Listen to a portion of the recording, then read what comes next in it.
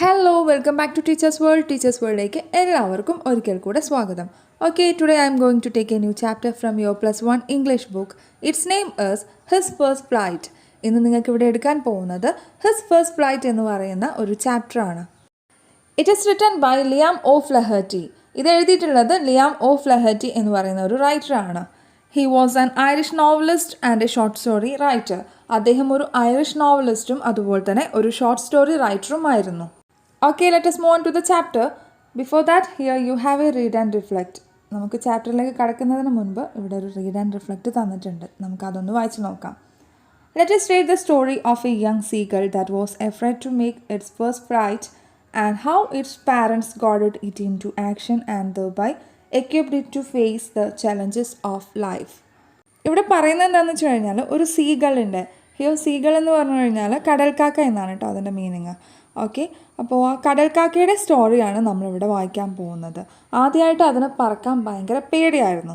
അപ്പോൾ അവനെ കൈപ്പിടിച്ച് മുന്നോട്ട് നയിക്കുന്നതും അതുപോലെ തന്നെ അവൻ്റെ ആ ഒരു ലൈഫിലെ ചാലഞ്ചസൊക്കെ നേരിടാൻ പ്രാപ്തനാക്കിയതൊക്കെ അവൻ്റെ പാരൻസാണ്. അതിനെക്കുറിച്ചാണ് നമുക്ക് ഈ ഒരു സ്റ്റോറിയിൽ പറയുന്നത്. So let us move on to the chapter. His first flight, അവൻ്റെ ആദ്യത്തെ പറക്കൽ. The young seagull was alone on his ledge. His two brothers and his sister had already flown away the day before. He had been afraid to fly with them. ആ കുഞ്ഞു സീകളിൽ അവിടെ ആ പാറത്തട്ടിൽ ഒറ്റയ്ക്ക് ഇരിക്കുകയായിരുന്നു. അവൻ്റെ രണ്ട് ബ്രദേഴ്സും അതുപോലെ തന്നെ ഒരു സിസ്റ്ററും ഇതിനോടകം തന്നെ പറന്നു പോയിട്ടുണ്ടായിരുന്നു. അവൻക്ക് പക്ഷേ അവരുടെ കൂടെ പറക്കാൻ ഭയങ്കര പേടിയാണ്. Somehow, when he had taken a little run forward to the brink of the ledge and attempted to flap his wings, he became afraid. The great expanse of sea stretched down beneath, and it was such a long way down, miles down. He felt certain that his wings would never support him, so he bent his head and ran away back to the little hole under the ledge where he slept at night. ഒരു വിധത്തിൽ അവൻ നിൽക്കുന്ന ആ പടിയുടെ അറ്റത്തേക്ക് നീങ്ങിക്കൊണ്ട് തൻ്റെ ചിറകുകൾ വിരിക്കാൻ വേണ്ടി അവൻ ശ്രമിച്ചിട്ടുണ്ടായിരുന്നു. പക്ഷേ തൻ്റെ ചിറകിന് താഴെ പറന്നു കിടക്കുന്ന ആ വിശാലമായിട്ടുള്ള കടൽ കണ്ട സമയത്ത് അവന് ഭയമാവാണ് ചെയ്തിട്ടുണ്ടായിരുന്നത്. കടലിന് ഒരുപാട് ആഴമുണ്ടായിരുന്നു. അതുകൊണ്ട് തന്നെ തൻ്റെ ചിറകുകൾക്ക് തന്നെ താങ്ങി നിർത്താനാകുമോ എന്ന് അവൻ ഭയപ്പെട്ടിട്ടുണ്ടായിരുന്നു. അതോടെ ആ പടിക്ക് താഴേക്കുള്ള വിടവിലേക്ക് അവൻ ഓടി. അന്ന് രാത്രി അവൻ അവിടെയാണ് കിടന്നുറങ്ങിയിട്ടുണ്ടായിരുന്നത്. Even when each of his brothers and his little sister, whose wings were far shorter than his own, ran to the brink, flapped their wings and flew away, he failed to muster up courage to take that plunge which appeared to him so desperate. His father and mother had come around calling to him shrilly, scolding him, threatening to let him starve on his ledge unless he flew away. But for the life of him, he could not move. അവൻ്റെ ബ്രദേഴ്സിനും സിസ്റ്ററിനും അവനേക്കാളും ചെറിയ വിങ്സാണ് ഉണ്ടായിട്ടുണ്ടായിരുന്നത്. Wings എന്ന് പറഞ്ഞു കഴിഞ്ഞാൽ ചിറകുകളാണ് കേട്ടോ. അപ്പോൾ എന്നിട്ടും ആ സഹോദരങ്ങൾ പാറയുടെ അറ്റത്തേക്ക് നീങ്ങുന്നതും ചിറകുകൾ വിരിക്കുന്നതും ഒക്കെ കണ്ടിട്ടും അതുപോലെ പറക്കാൻ അവന് ധൈര്യം ഉണ്ടായിരുന്നില്ല.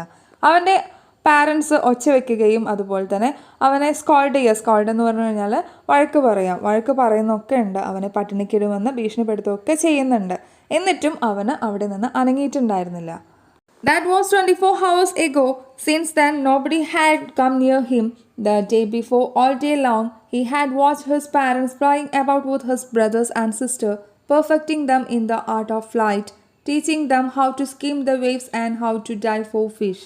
He had, in fact, seen his older brother catch his first herring and devour it, standing on a rock, while his parents circled around raising a proud cackle. 24 മണിക്കൂറുകൾക്ക് മുൻപായിരുന്നു അത്. അതിനുശേഷം ആരും തന്നെ അവൻ്റെ അടുത്തേക്ക് പോയിട്ടുണ്ടായിരുന്നില്ല. അവനാണെങ്കിൽ അന്ന് മുഴുവൻ തൻ്റെ പാരൻസ് അവൻ്റെ ബ്രദേഴ്സിനും സിസ്റ്റേഴ്സിനും ഒപ്പം പറക്കുന്നത് നോക്കി നിൽക്കുകയാണ് ചെയ്തിട്ടുണ്ടായിരുന്നത്. അവൻ്റെ പാരൻസ് അവരെ പറക്കാൻ പഠിപ്പിക്കുന്നുണ്ടായിരുന്നു. തിരമാലകളെ വകഞ്ഞു മാറ്റി ഊളിയിട്ട് മീൻ പിടിക്കാൻ അവരെ പഠിപ്പിച്ചിട്ടുണ്ടായിരുന്നു. തൻ്റെ മൂത്ത ബ്രദർ ആദ്യമായിട്ട് ഒരു മീനിനെ പിടിക്കുന്നതും അതുപോലെ തന്നെ അത് ഭക്ഷിക്കുന്നതും അവൻ കണ്ടു നിൽക്കുകയാണ് ചെയ്തിട്ടുണ്ടായിരുന്നത്. മകൻ ആദ്യമായിട്ട് മീൻ പിടിക്കുന്നത് കണ്ട് സന്തോഷിക്കുകയായിരുന്നു അവൻ്റെ പാരൻസ്. അവർ വളരെ അഭിമാനത്തോടെ ഊളിയിട്ട് അവനെ വട്ടമിട്ട് പറന്നു.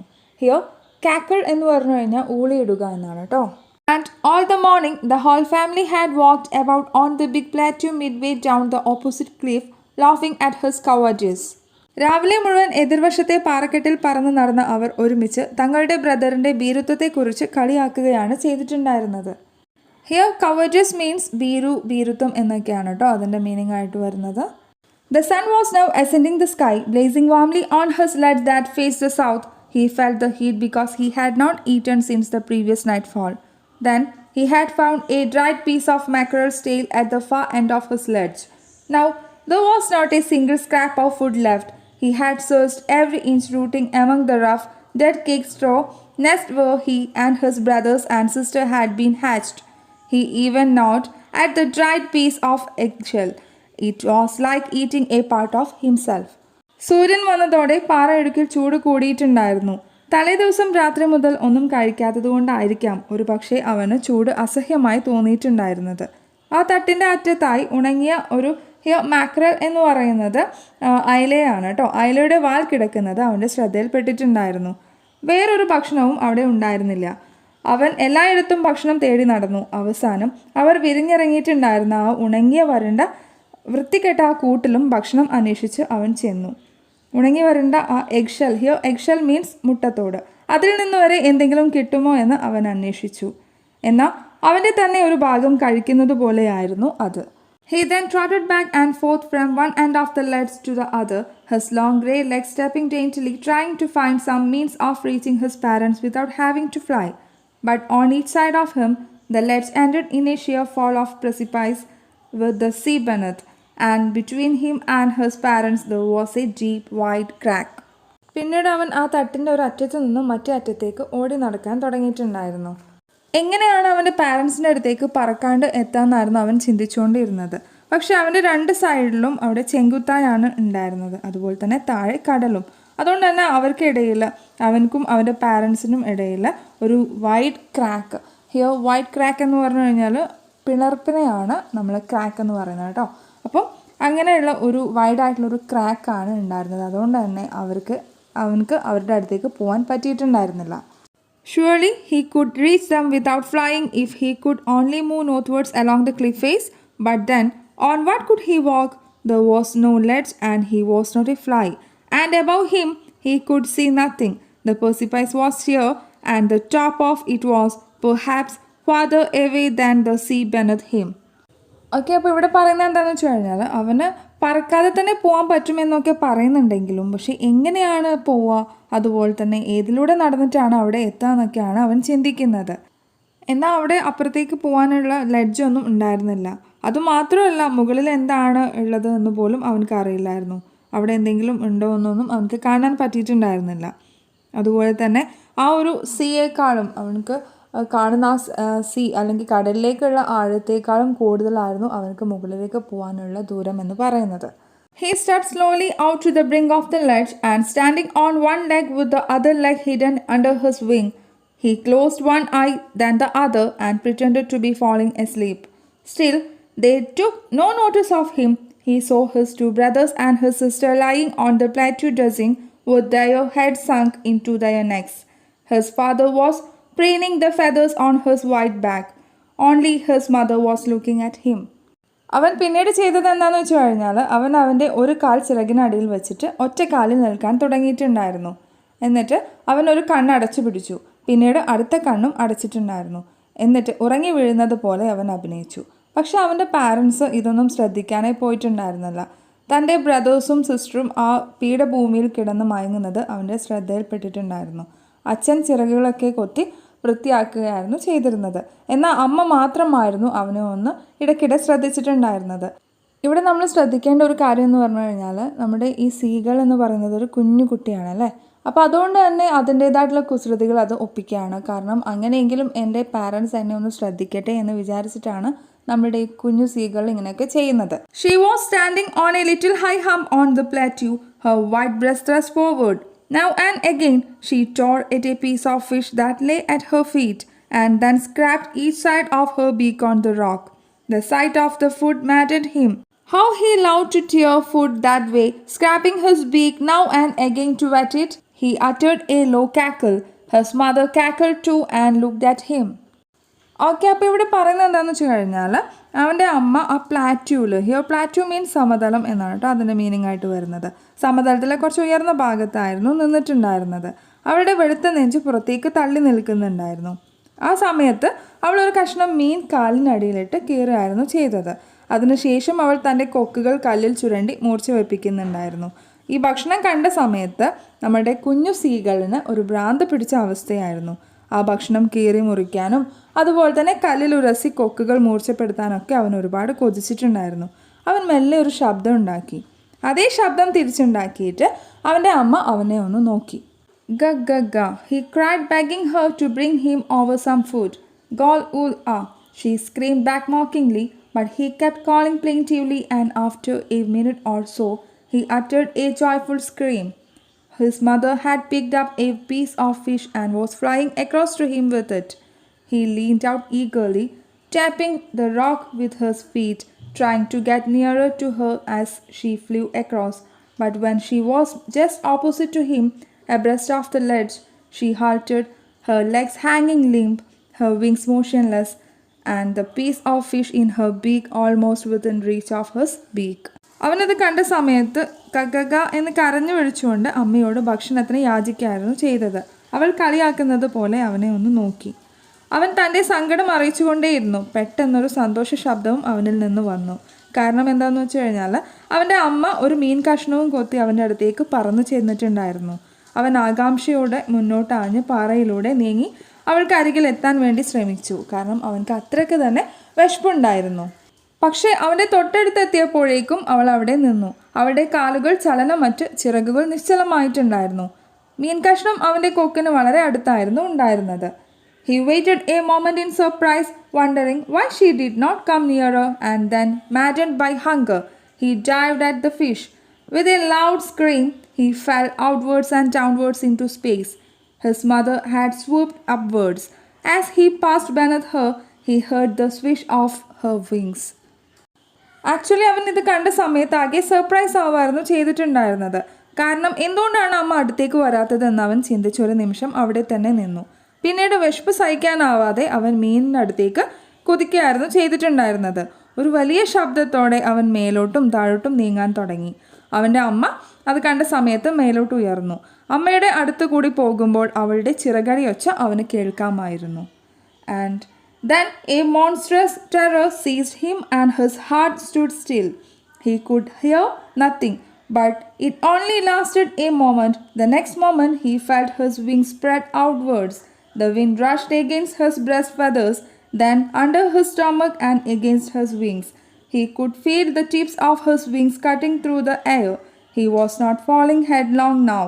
He was soaring gradually downwards and outwards. He was no longer afraid. He just felt a bit dizzy. Then he flapped his wings once and he soared upwards. Okay, അപ്പോൾ ഇവിടെ പറയുന്നത് എന്താണെന്ന് വെച്ച് കഴിഞ്ഞാൽ ആ ഒരു നിമിഷം പേടിച്ചിരണ്ട അവന് തൻ്റെ ഹൃദയം മരവിച്ചതുപോലെയാണ് തോന്നിയിട്ടുണ്ടായിരുന്നത്.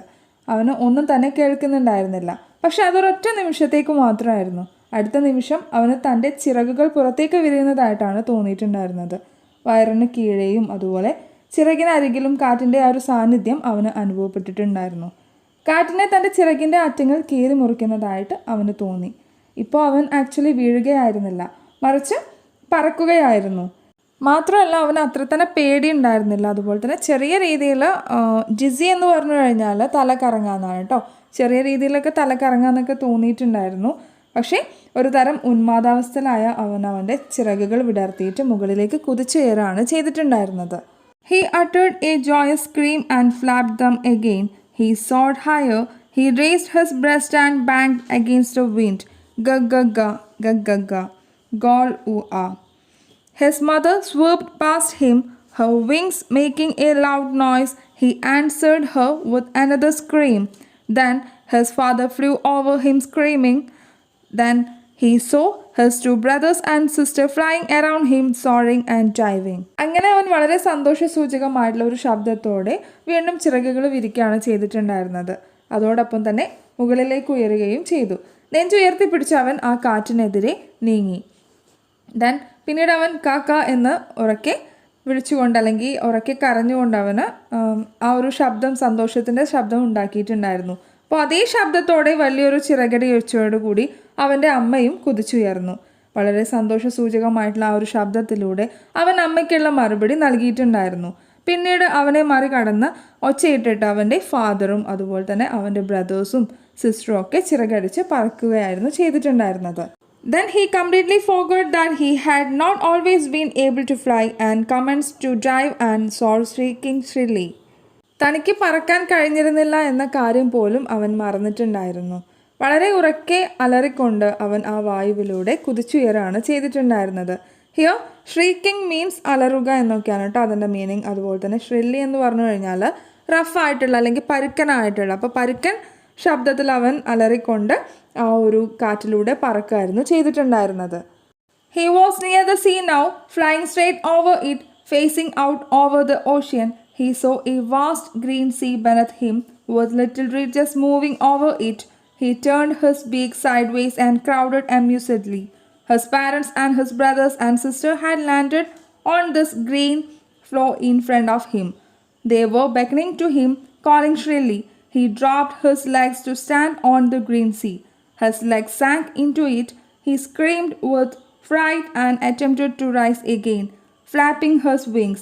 But he was tired and weak with hunger, and he could not rise, exhausted by the strange exercise. His feet sank into the green sea, and then his belly touched it, and he sank no farther. ഇപ്പോൾ അവൻ കടലിന് മുകളിൽ കൂടെ തൊട്ടില്ല എന്ന മട്ടിൽ പറക്കുകയാണ് ചെയ്തിട്ടുണ്ടായിരുന്നത്. വിശാലമായിട്ടുള്ള ആ കടൽ തിരകളടങ്ങി തനിക്ക് താഴെയായി കിടക്കുന്നത് അവൻ കണ്ടിട്ടുണ്ടായിരുന്നു. തൻ്റെ കൊക്ക് ചെരിച്ചുകൊണ്ട് അവൻ തമാശ രൂപത്തിൽ ഒന്ന് ഒച്ചയിട്ടു. അവൻ്റെ പാരൻസ് അതുപോലെ തന്നെ അവൻ്റെ ബ്രദേഴ്സ് സിസ്റ്റർ എല്ലാവരും പച്ചപ്പുള്ള ഒരു സ്ഥലത്ത് അവന് മുമ്പിലായിട്ട് വന്നിരുന്നു. അവർ അവനെ സിഗ്നൽ കാണിച്ച് വിളിച്ചുകൊണ്ടേയിരുന്നു. എന്നാൽ അവൻ പതിയെ തൻ്റെ കാലുകൾ കടലിൽ പതിപ്പിച്ചു. പക്ഷേ അവൻ മുങ്ങിപ്പോകുമോ എന്നുള്ള ആ ഒരു തോന്നൽ അവനക്കുണ്ടായിരുന്നു. ആ ഒരു ഭയം അവനെ പിടികൂടിയിട്ടുണ്ടായിരുന്നു. പേടിച്ചലറിക്കൊണ്ട് അവൻ വീണ്ടും തൻ്റെ ചിറകുകൾ വിടർത്തി മേലേക്ക് ഉയരാൻ വേണ്ടി ശ്രമിച്ചുകൊണ്ടേയിരുന്നു. എന്നാൽ വിശപ്പ് കൊണ്ടുള്ള ആ ഒരു തളർച്ചയും അതുപോലെ തന്നെ ഇത്രയും നേരത്തെ ആ ഒരു അധ്വാനവും കൊണ്ടൊക്കെ തന്നെ അവന് ഉയരാനേ കഴിഞ്ഞിട്ടുണ്ടായിരുന്നില്ല. മാത്രമല്ല അവൻ്റെ കാലുകൾ വെള്ളത്തിനടിയിലേക്ക് പോയിട്ടുണ്ടായിരുന്നു.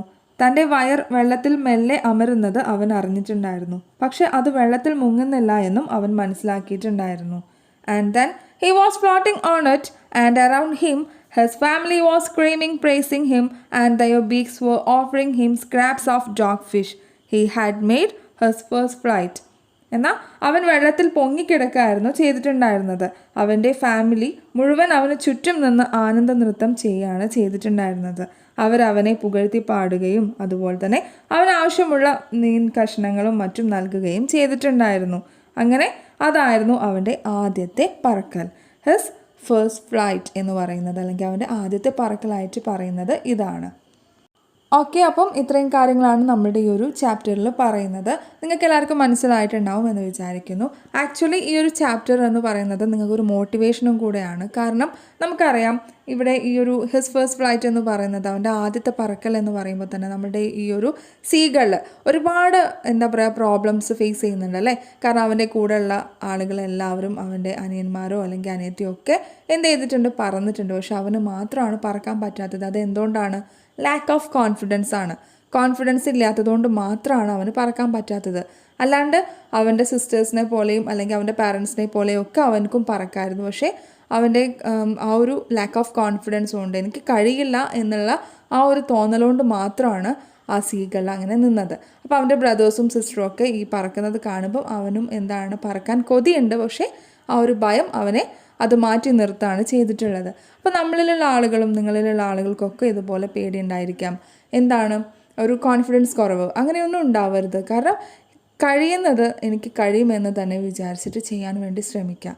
നമ്മൾ എന്തൊരു കാര്യം നമ്മൾ വളരെ ആഗ്രഹത്തോടു കൂടി ചെയ്യുകയാണെങ്കിൽ തീർച്ചയായിട്ടും നമുക്കത് സാധിച്ചെടുക്കാൻ തന്നെ പറ്റും.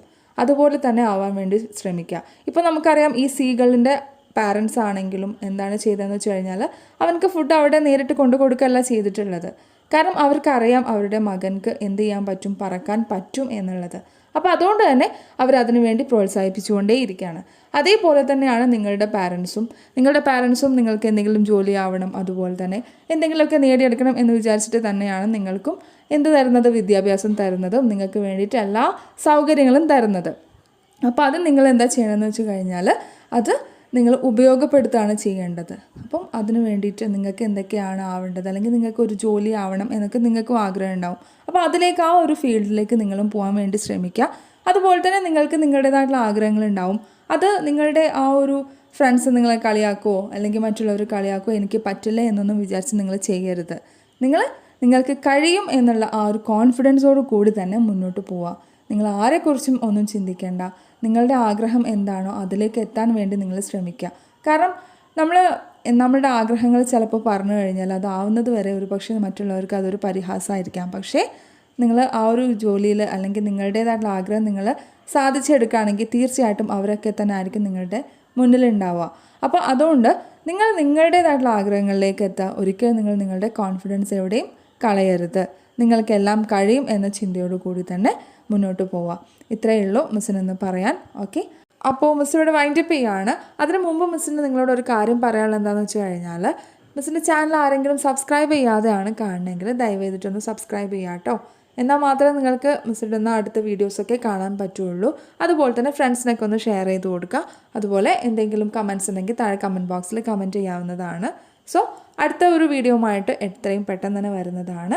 അതുവരെ നിങ്ങൾക്ക് എല്ലാവർക്കും നല്ലൊരു ദിവസം ആശംസിക്കുകയാണ്. And thank you for watching my kids. By.